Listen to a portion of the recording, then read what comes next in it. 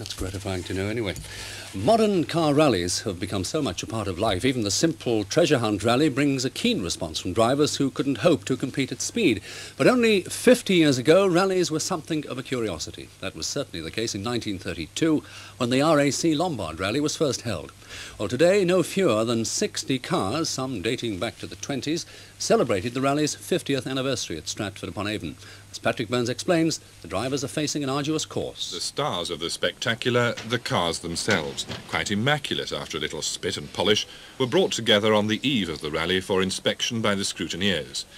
The 60 cars reflect the progress and changing fashions in competitive motoring during the course of the 50 years that the RAC Lombard Rally has been taking place. They've been maintained with all the meticulous care and attention that could be lavished on any museum exhibit. For all that, the 500-mile course ahead of them is a formidable one. But the starting point, the Royal Shakespeare Theatre at Stratford, could hardly have looked more welcoming. The drivers yielded seniority to the most venerable machines. The first to go, a 1927 AC sports car, a veteran of the first rally in 1932. Nearly half the competitors are from the Midlands, among them Andrew Lees of Birmingham, driving a 1959 Austin Healey Sprite. Well, we're really in it to have a good time and try and get all the way round. I don't think we're going to do all that well against the later model cars. How do you feel about the general character of this event? I mean, it really is something quite special, isn't it? Yes, it's absolutely super.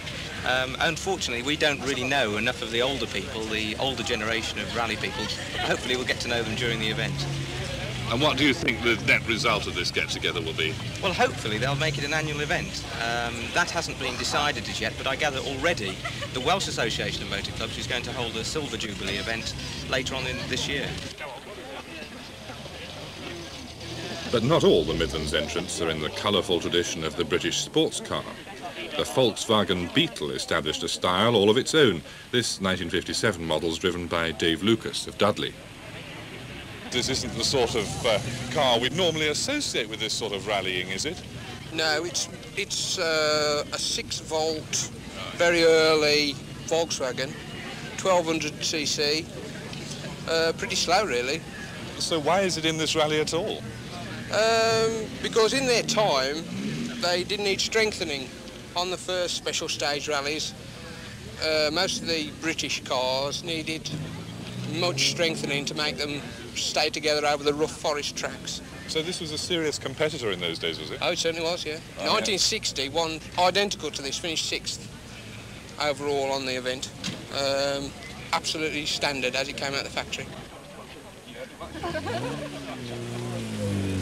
So the cars, old and not so old, embarked on their arduous 500-mile course, including high-speed special stages on circuits, auto tests and a potentially punishing hill climb. They return to Stratford about now after the opening leg through Silverstone and the Cotswolds. Tomorrow takes them to a special stage at Belvoir Castle in Leicestershire, and on Saturday they face an exacting circuit stage at Oulton Park near Chester. No doubt for many of the drivers, simply staying the course is the biggest challenge ahead.